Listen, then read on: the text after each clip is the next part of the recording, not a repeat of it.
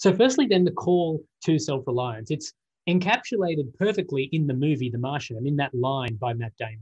Solve enough problems and you get to come home. It's this idea that we are ultimately responsible for making something of ourselves, for dealing with the suffering, for dealing with the struggles, for achieving the glories and greatness and achievements in our lives. It all comes back to us. And this is what we drum into our children and into ourselves. It comes across in our music, in our movies, in our poetry, in the ideas that we continue to surround ourselves with. This idea that it's all up to you.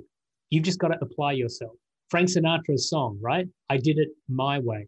At the record show, I took the blows, but did it my way. This millennial mantra that you see in hashtags and Twitter handles everywhere.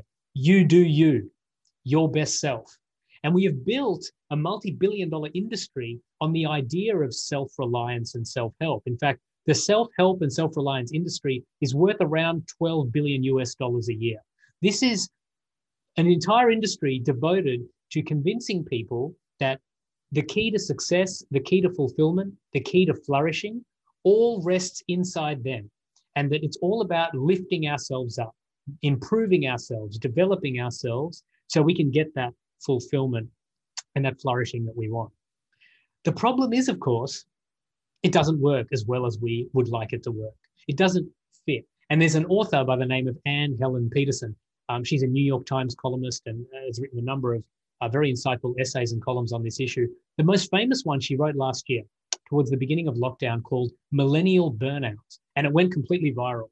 And in this essay, she talks about how today, this generation of professionals, we have made ourselves machines of self-optimization. We are constantly looking for the next app or the next subscription or the next idea or the next book that will open up the capacity for us to self-rely and self-actualize. The psychologists and philosophers have called this self-actualization, this idea that if we just optimize ourselves and do our best, then everything will be okay. We'll be able to find ultimate fulfillment and flourishing. But she goes on in that essay to talk about how in doing so, in trying to self-optimize, we've overloaded on extracurricular activities. Now, here in Singapore, and I assume most of you on the call, if not all of us here, are in Singapore. Here in Singapore, we know this all too well, right?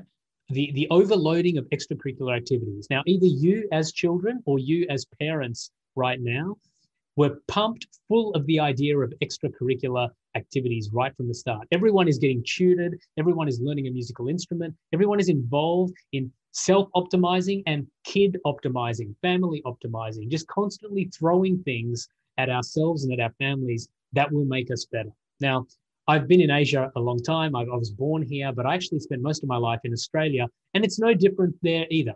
You know, in the West, the idea of self-optimization is there too. It just takes different forms. There, it often happens in the context of sport and reputation and fame and network building. Whereas in classical Asian thinking, it's much more about academics and building towards financial security. But whichever way you look at it, it's about self-reliance. It's about this call to self-actualization. Now, Helen Peterson at the end goes on in her article to basically conclude that we have done this. We are self-optimizing, we have overloaded on extracurricular activities, and we are ticking all of the boxes of success. That's what life is about, ticking the boxes of success. You've got to get into the right school, into the right academic streams, to get into the right kind of high school or college or university, get the right marks there, to get the right kind of job, to live in the right kind of place, to meet the right kind of people. And we continue to tick these boxes of success. But then she says, but then the economy has blown up our dreams. And she's talking, I suspect, about the economic recession that came out of COVID when it initially struck. But she's basically saying, we did all of this work and all of this self-optimizing and all of this personal improvement and application, and then the economy just tanked and blew up all of our dreams. Now, this has resonances, I think, beyond COVID, because it is generally getting more and more difficult to build and accumulate wealth, to succeed. It's harder for young people to find jobs. It's more competitive in the labor market to move up in the workforce. And so it is getting harder and harder. It's getting harder and harder to self-actualize. And as we rely on ourselves more and more, there's more and more pressure that we put on ourselves to buy that next car, to upgrade to that next HDB or to upgrade to that condo or to then, get the right investments in place, to get the stock portfolio right, to make sure our kids are in the right schools and make sure we have enough money to send them to the right universities. It's just a constant stream. There are Harvard researchers that have called it the hedonic treadmill, where you're just again and again ticking these boxes. And yet something as simple as a virus, something we can't even see, can come along and the whole thing can be ground to a halt or turned on its head very, very quickly. So we see then that this call to self-reliance has turned into a bit of a myth of self-reliance.